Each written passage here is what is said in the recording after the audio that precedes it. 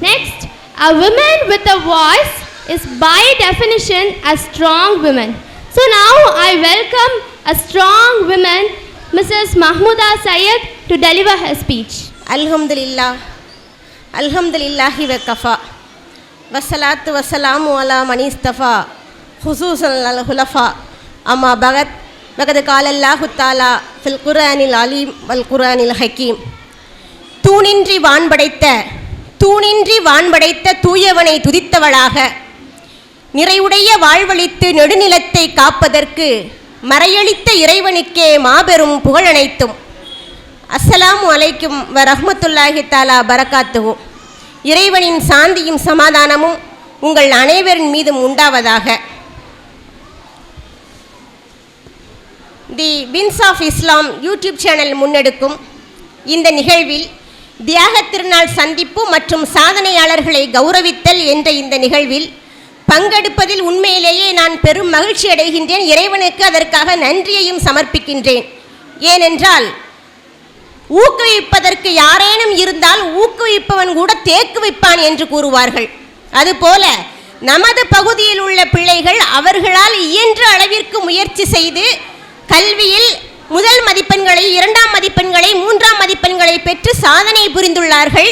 அவர்களுக்கான அங்கீகாரங்களை நாம் கொடுத்தாக வேண்டும் என்ற நல்ல நோக்கத்தில் இந்த நிகழ்வினை முன்னெடுத்து நடத்தி கொண்டிருக்கும் அண்ணன் உஸ்மான் கான் அவர்களுக்கும், இந்த நிகழ்விற்கு சிறப்பு விருந்தினர்களாக வருகை புரிந்திருக்கும் ஜனாப் தி ஹாஜி தாதாபீர் தலைவர் MNP ஜமாத் பேட்டை அவர்களுக்கும், ஜனாப் சி சிகாப்தீன் நிறுவனர் ஷேக் அறக்கட்டளை பேட்டை அவர்களுக்கும், ஜனாப் மு காதர் ஒலி தலைவர் காயிதே மில்லத் கல்விச் சங்கம் பேட்டை அவர்களுக்கும், மேலும் எனக்கு அடுத்து மிகச் சிறப்பாக சிறப்புரையாற்றுவதற்காக வருகை புரிந்து கொண்டிருக்கக்கூடிய CMN சலீம் நிறுவனர் தமிழ்நாடு முஸ்லிம் கல்வி இயக்கம் அவர்களுக்கும், இவை எல்லாவற்றையும் தாண்டி எங்களுக்குள்ளும் ஒரு தேடல் உண்டு என்பதை நிரூபிக்கும் வகையில் இங்கே ஆண்களை விட பெண்கள் அதிகமாக வந்துள்ளீர்கள் என்பதே மிகவும் பாராட்டுக்குரிய விஷயம். உங்களுக்கு நீங்களே கை தட்டிக்கலாம், வேற யாரும் தட்ட மாட்டாங்க.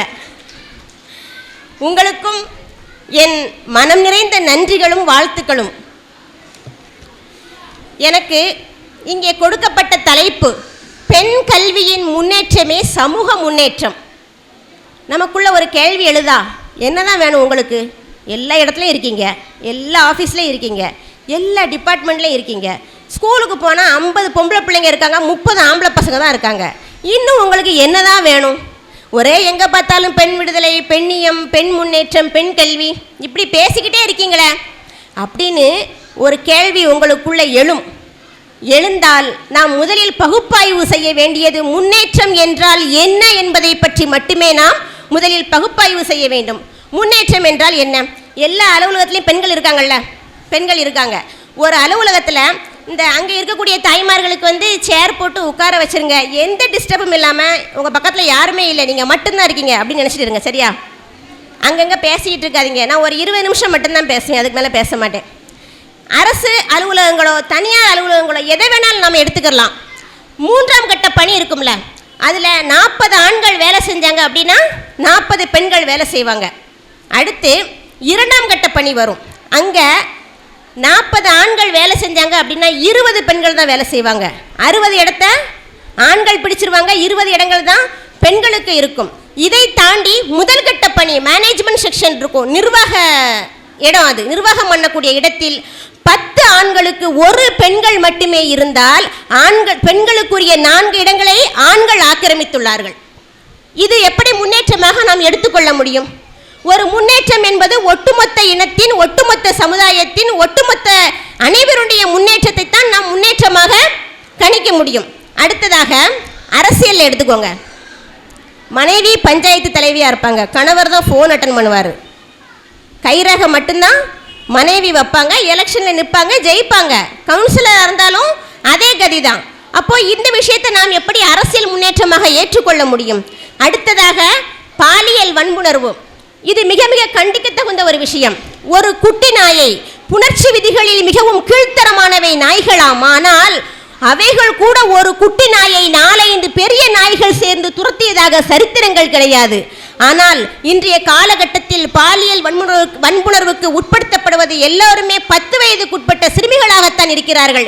இதை வைத்துக்கொண்டு பெண் சமுதாயம் முன்னேற்றம் அடைந்து விட்டது என்று எவ்வாறு நாம் ஒப்புக்கொள்ள முடியும்? ஸ்கூல்ஸ் எடுத்துக்கோங்க. 10th ஸ்டாண்டர்ட் படிக்கும்போது 50 பொம்பளை பிள்ளைங்க இருப்பாங்க, 30 ஆம்பளை பசங்க இருப்பாங்க. அதே 11th 12th போகும்போது 40 பொம்பளை பிள்ளைங்க, 40 ஆம்பளை பசங்க. அதே கல்லூரிக்கு போகும்போது 40 ஆண் பிள்ளைகளும் 20 பெண் பிள்ளைகளும் இருப்பார்கள். அதே ஆராய்ச்சி படிப்புக்கு நாம் கடந்து சென்றோமானால் அங்கும் 40 ஆண் பிள்ளைகளும் 5 பெண் பிள்ளைகளும் இருப்பார்கள். அவர்கள் படித்து முடித்த பணியமைக்கு சென்று நாம் பார்வையிட்டோமானால் அந்த 40ல் ஒரு 20ஆவது தேறி வந்திருக்கும். ஆனால் இந்த ஒரு பொண்ணாவது அங்கே இருப்பாங்களா என்பதே கேள்விக்குறி. இதை வைத்துக்கொண்டு நாம் எப்படி முன்னேற்றம் அடைந்ததாக ஏற்றுக்கொள்ள முடியும்? இன்றளவும் கூட பல கிராமங்களில் ஆண் பெண் வேற்றுமை இருந்து கொண்டுதான் இருக்கிறது. என்ன குழந்தை பிறந்திருக்கு? லட்டா புட்டா?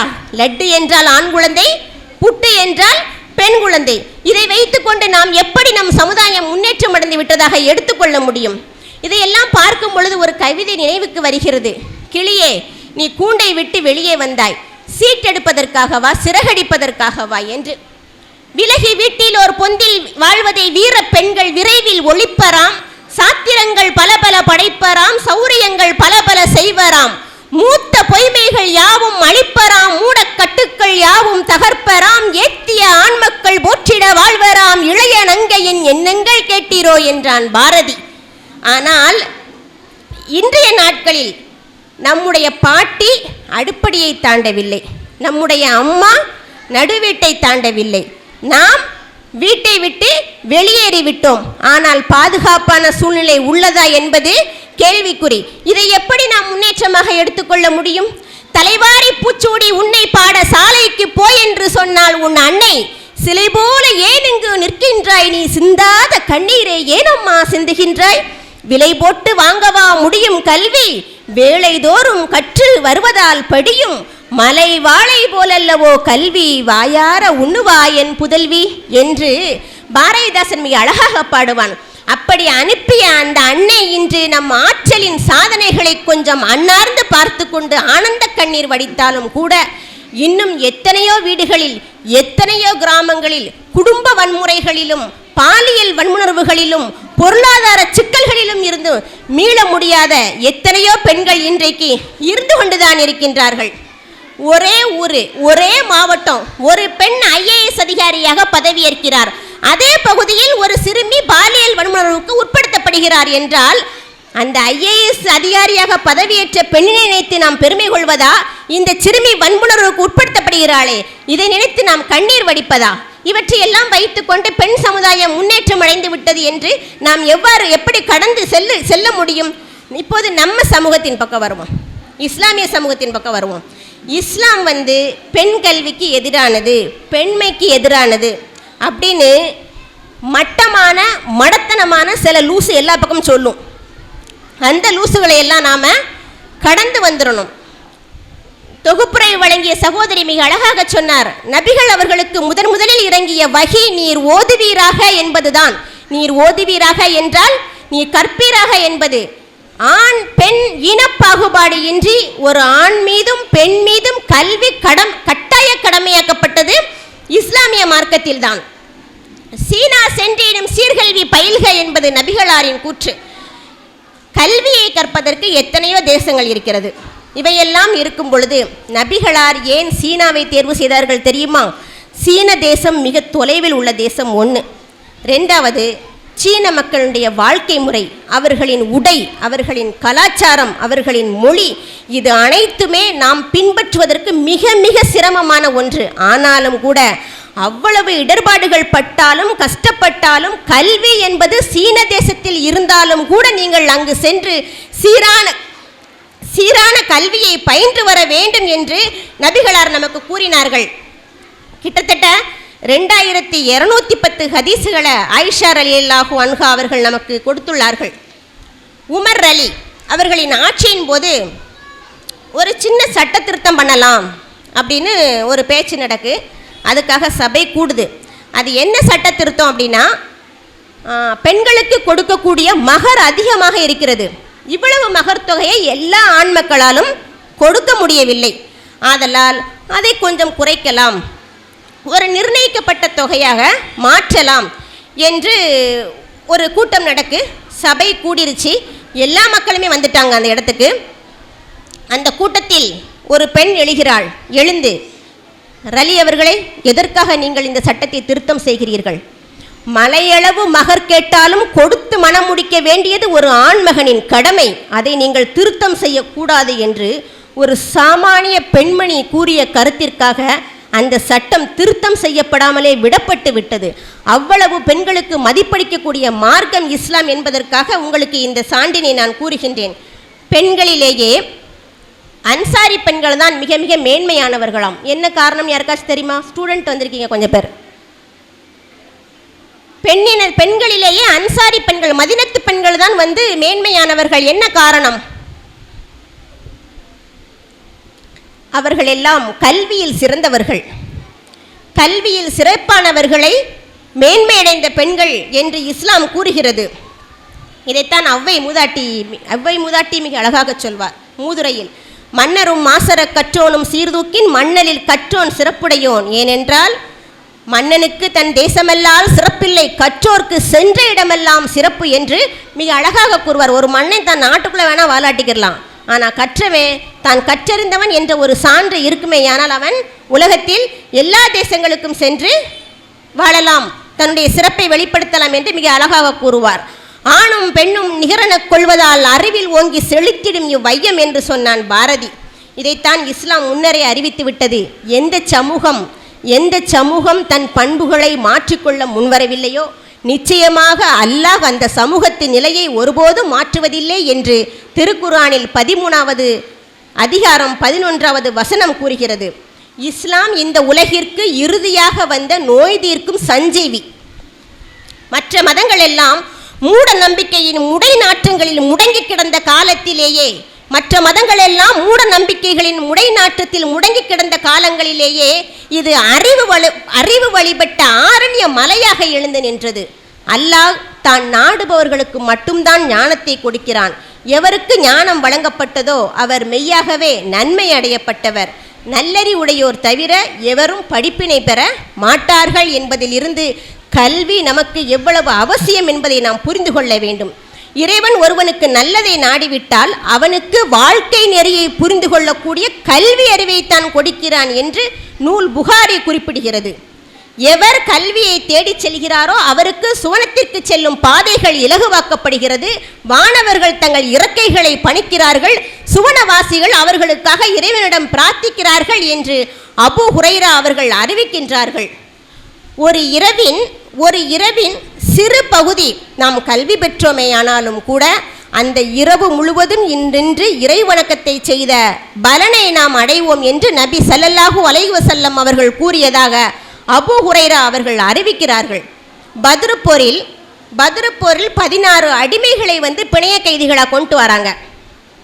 அப்போ அந்த பிணைய கைதிகள் எல்லாம், யா ரசூலல்லாஹ், எங்களை நீங்கள் விடுவிக்க வேண்டும் அப்படின்னு கேட்கும்போது நபிகளார் அவர்களிடம் கேட்கிறார்கள், உங்களை பிணைய கைதிகளாக விடுவிப்பதற்கு உங்களிடம் எந்த பொருளாதாரமும் இல்லை, உங்களை நான் எவ்வாறு விடுவிக்க முடியும் என்று கேட்கும் பொழுது எங்களிடம் கல்வி இருக்கிறது என்று கூறினார்கள்.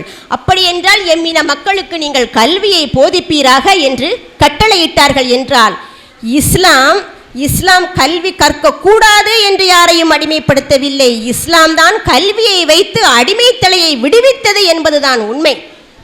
இப்படி பாலின பாகுபாடின்றி ஆண் பெண் இருவருக்கும் கட்டாயமாக்கப்பட்ட கல்வி இஸ்லாத்தில் உள்ளது. நபி அவர்கள் கூறுகிறார்கள், இறைவனின் ஞானம் இந்த பூமியில் மழையை போல் பொழிகிறது. அதை ஃபர்ஸ்ட் கேட்டகரி மனுஷங்க, முதல் பகுதி மனிதர்கள் உண்டு, தானும் பயன்படுத்த மாட்டார்கள், மற்றவர்களையும் பயன்படுத்தும்படி அனுமதிக்க மாட்டார்கள். இரண்டாவது உள்ளவங்க தாம் பெற்றுக்கிருவாங்க, ஒரு பயனும் இருக்காது. மூன்றாவது உள்ள மக்கள் ஒருத்தவங்க இருப்பாங்க, தானும் பெறுவார்கள், மற்றவருக்கும் அதை பயனடையும்படி செய்வார்கள். ஆனால் இந்த ஃபஸ்ட்டு கேட்டகரி மக்கள் தான் ப்ராப்ளமே. அவங்க தான் என்ன செய்வாங்க, அங்கங்கே போய் நின்றுக்கிட்டு இஸ்லாம் அப்படி இஸ்லாம் இப்படிங்க தான் இருப்பாங்க. ஆனால் இஸ்லாம் அப்படி இஸ்லாம் இப்படி இப்படிலாம் போய் பரப்பிக்கிட்டு இருப்பாங்க. இந்த மாதிரி இஸ்லாம் எதிரானது, இஸ்லாம் பெண்களுக்கு எதிரானது, இஸ்லாம் பெண் கல்விக்கு எதிரானது அப்படின்னு. எனது குடும்பம் என்னை கல்வி கற்க அனுமதித்தது, எனது சமூகம் என்னை கல்வி கற்க அனுமதித்தது, எனது குடும்பம் இந்த மேடை ஏறி பேசுவதற்கு எனக்கு முழு ஒத்துழைப்பை கொடுத்திருக்கிறது. எனது கணவர் கொடுத்திருக்கிறார், எனது குழந்தைகள் கொடுத்திருக்கிறார்கள். அவர்கள் அனைவருமே இஸ்லாத்தை சார்ந்தவர்கள் தான். இதில் எப்படி இஸ்லாம் கல்வி கற்க அனுமதிக்கவில்லை என்று நாம் எடுத்துக்கொள்ள முடியும்? அவர்கள் எப்படி இதை கூறுகிறார்கள் என்பதுதான் நமக்கு இன்று வரை புரியவில்லை. இன்னொன்று அண்ணன் ரொம்ப அழகாக சொன்னாங்க, இந்த உலகத்தில் வந்து இந்த மார்க்க கல்வி உலக கல்வி அப்படி 2 பார்ட்லாம் கிடையாது. கல்வி ஒரே கல்வி தான். பயனுள்ள கல்வி, பயனற்ற கல்வி. மார்க்க கல்வி கற்ற எல்லோருமே சிறப்பானவர்கள் என்றும் கூறிவிட முடியாது. உலக கல்வி கற்று தேர்ந்தவர்கள் எல்லோருமே சிறப்பானவர்கள் என்று கூறிவிட முடியாது. இருவரிடத்திலும் ஆக்கபூர்வமான செயல்களும் இருக்கும், ஆக்கபூர்வமற்ற செயல்களும் இருக்கும். நாம் கற்ற கல்வியை கொண்டு நாம் எதை செய்கின்றோம் என்பதை மட்டும்தான் நாம் உற்று நோக்க முடியும். நிறைய இடங்களில் இந்த மார்க்க கல்வி, இந்த உலக கல்வி இந்த மாதிரி ஹெட்டிங் கொடுத்து ஏதாவது டிஸ்கஸ் பண்ணாங்கன்னா ரொம்ப காண்டாகுது. ஏன் இவங்க இப்படி பிரிக்காங்க? இப்படி பிரிக்கிறதுனால தான் எல்லாருமே இந்த ஒரு வழியாக மார்க்க கல்வியை மட்டுமே கற்றுக்கிட்டு சொல்கிறேன்னு வருத்தப்பட்டுக்கிறாங்கன்னு. நான் ரொம்ப மனசு நொந்த சில விஷயங்கள் உண்டு. எப்போ பாரு முக்கில் 2 லட்ச ரூபாய்க்கு ஒரு பைக்கு, 2 லட்ச ரூபாய்க்கு ஒரு ஃபோனு, 1 லட்ச ரூபாய்க்கு ஒரு ஃபோனு. இல்லாட்டி அப்பா எல்லோரும் ஃபாரினில், அம்மா 2 வேஷம் போடணும், அப்பாவாகவும் இருக்கணும் அம்மாவாகவும் இருக்கணும். சரியா? 2 வேஷம் போடணும். பொருளாதாரத்தை தேடி ஆண்கள் எல்லாரும் அங்கே போயிருந்தாங்க. அம்மாவுடைய ஏடிஎம் கார்டு கூட பையன் கையில் தான் இருக்குது. அவன் எங்கே போகிறான், எங்கே வரான், என்ன செய்கிறான் எதுவுமே நமக்கு தெரியாது. அவன் நம்ம ஃபாலோ பண்ணிட்டு அலைய முடியுமா? பின்னாடி நாம் அலையவும் முடியாது. இப்படி இந்த பெண்களை நீங்கள் வீட்டுக்குள்ளே தான் இருக்கணும், இப்படி இருக்கணும், அப்படி இருக்கணும். அண்ணன் இன்னொரு வார்த்தை ரொம்ப அழகாக சொன்னாங்க, இஸ்லாமியர்களை வைத்து இஸ்லாத்தை கணிக்கவே கூடாது. இஸ்லாம் என்ற மார்க்கத்தையும் நபிகளாரின் வாழ்க்கை முறையை வைத்து மட்டும்தான் இஸ்லாத்தை யாரும் தரம் ஏற்ற வேண்டுமே தவிர இஸ்லாமியர்களை வைத்து ஒருபோதும் தரம் ஏற்றுவதில் உடன்பாடே இல்லை. நபிகளார் இறைவனிடத்தில் வேண்டுகிறார்கள், அதைத்தான், யா அல்லாஹ் இந்த பயனற்ற கல்வியை விட்டு என்னை பாதுகாப்பாயாக என்று. அதை நபிகளாரும் சரி, குர்ஆனிலும் சரி, மார்க்க கல்வி என்றோ உலக கல்வி என்றோ பிரித்து ஒருபோதும் எழுதப்படவில்லை. நிறைய தாய்மார்கள்லாம் வந்திருக்கீங்க, பிள்ளைங்களெல்லாம் படிக்க வைப்பீங்க, அப்படி தானே? 12th முடிச்சிட்டாங்க, காலேஜ் பக்கத்து வீட்டுக்குள்ளே போகிறா, அதனால் நம்ம போகணும், துணைக்கு ஆள் இருக்குது, முடிச்சிட்டாங்க, இருந்துடணும், அவ்வளோதானே? இதை தாண்டி வேற என்ன? வயசு ஒரு 18 ஆயிடுச்சு, ஒரு மாப்பிள்ளை இருக்கான் வெளிநாட்டில், பாஸ்போர்ட் எடுத்து அவன் கிளம்பிட்டான், மாப்பிள்ளை வந்துடுவான், கல்யாணத்தை பண்ணி கொடுத்துட்டோன்னா நம்முடைய கடமை கழிஞ்சிருச்சு அப்படின்னு தான் நாம் எண்ணி எண்ணி எண்ணி எண்ணி அரசியலிலும் அதிகாரம் நிறைந்த துறைகளிலும் மிகச் சொற்பமான பெண்களை இந்த சமுதாயத்தை சார்ந்தவர்கள் இருக்கின்றார்கள் என்பது வருத்தத்திற்குரிய உண்மை. நான் நிறைய பிள்ளைங்களை பார்க்குறேன், சின்ன வயசில் கூட படித்தவங்க ரொம்ப நல்லா படிப்பாங்க, நல்லா பேசுவாங்க, ஆனால் ஒரு 12th முடித்ததும் மேரேஜ் பண்ணி கொடுத்துருவாங்க, இல்லை காலேஜ் முடித்ததும் கல்யாணம் பண்ணி கொடுத்துருவாங்க.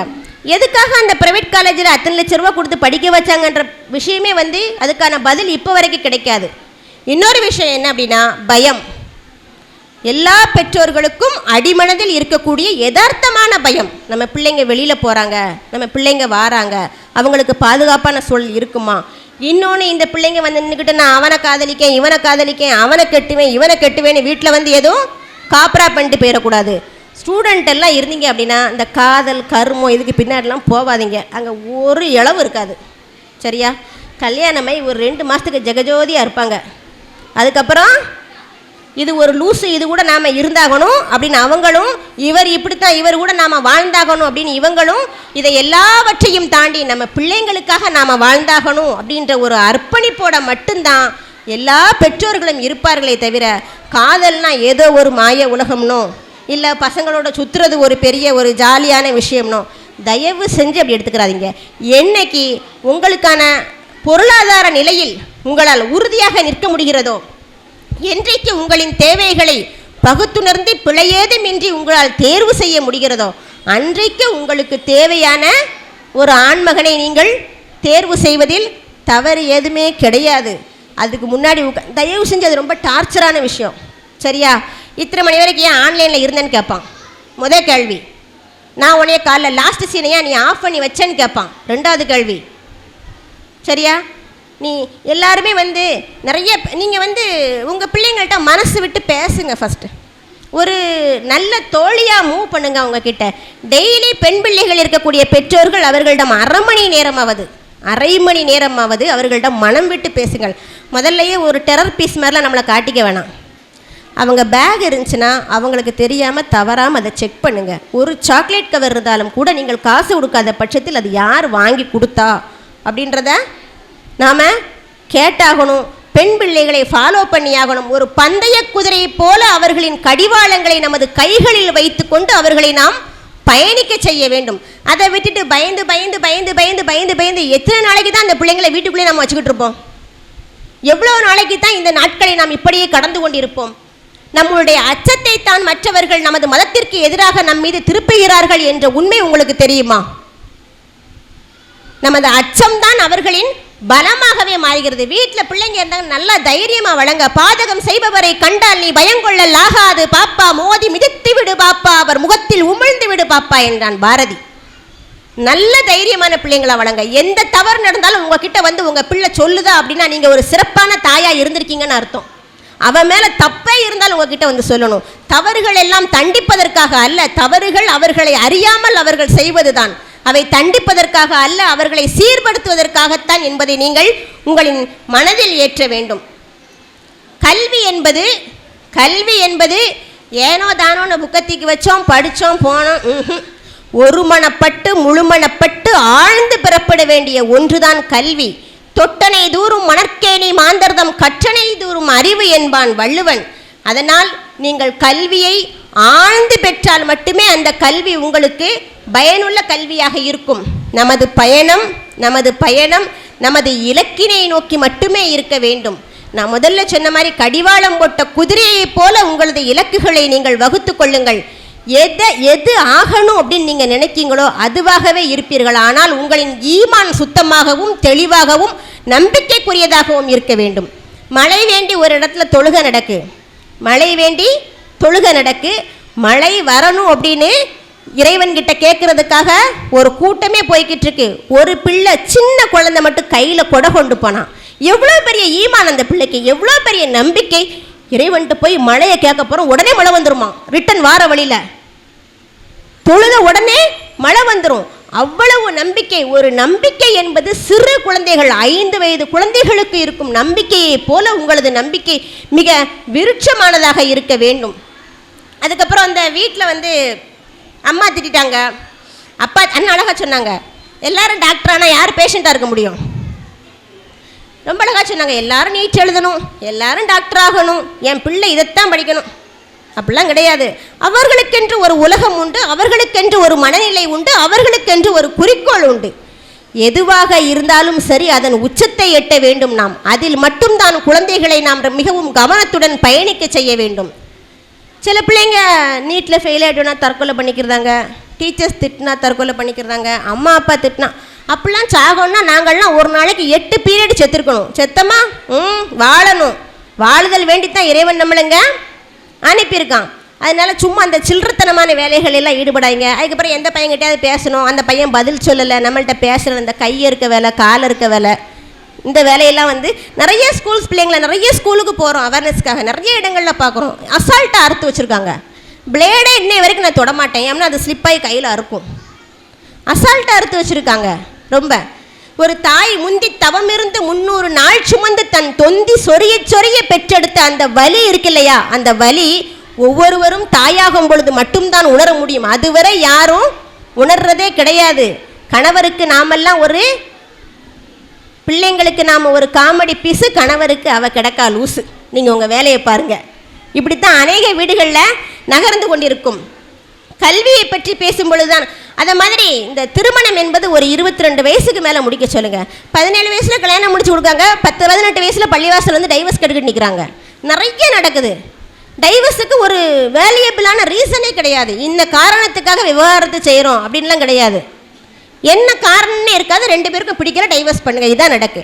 ஒரு குழந்தை உடல் அளவிலும் மனதளவிலும் 20 வயதிற்கு மேல்தான் பக்குவம் அடைகிறாள் என்றால் திருமணம் முடித்து கொடுப்பதை 22 வயது கடந்த பிறகு அந்த குழந்தையை ஓரளவு கல்வி ஞானத்தையாவது புகுத்திய பிறகு திருமணத்தை முடித்து கொடுங்கள். கல்வி என்றது நினைவுக்கு வருகிறது ஒரு பாரதிதாசன் கவிதை. நூலைப்படி சங்கத்தமிழ் நூலைப்படி, அறம்படி பொருள்படி அப்படியே இன்பம்படி இறந்த தமிழ் நான் மறை பிறந்ததென்று படி அப்படின்னா ஏன் படிக்கணுன்றதுக்கு அழகா சொல்லுதான். பொய்யிலே முக்காட்படி புரட்டிலே கால்படி வைத்துள்ள நூல்களை ஒப்புவதெப்படி நூலைப்படி அப்படின்னா எல்லா நூல்களையும் நாம் படிக்கும் பொழுதுதான் இந்த பொய் சொல்றது புறஞ்சொல்றது எழுதப்பட்ட தவிர புனையப்படக்கூடிய வரலாறுகளை எல்லாம் நாம் ஒப்பிட்டு பார்த்து பகுப்பாய்வு செய்து எது உண்மை எது பொய் என்று நாம் எடுத்துக்கொள்ள முடியும்.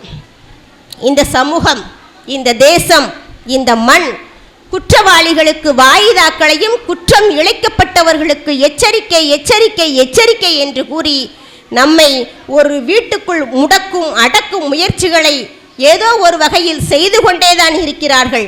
ஆனாலும் கூட இவற்றையெல்லாம் தாண்டி இறைவன் உங்களின் கல்வி ஞானங்களை, உங்களின் பிள்ளைகளின் கல்வி ஞானங்களை எல்லாம் அதிகரிக்க செய்ய வேண்டும். உங்கள் ஒவ்வொரு குழந்தைகளின் கையெழுத்தும் இந்த சிறுபான்மைய சமுதாய ஒடுக்கப்பட்ட மக்களின் தலையெழுத்தை மாற்றும் கையெழுத்தாக இறைவன் மாற்றித்தர வேண்டும் என்று கூறி நன்றி கூறி இறைவனை வேண்டி நிறைவு செய்கிறேன். நன்றி. அஸ்ஸலாமு அலைக்கும் வரஹ்மத்துல்லாஹி தஆலா பரகாத்துஹு.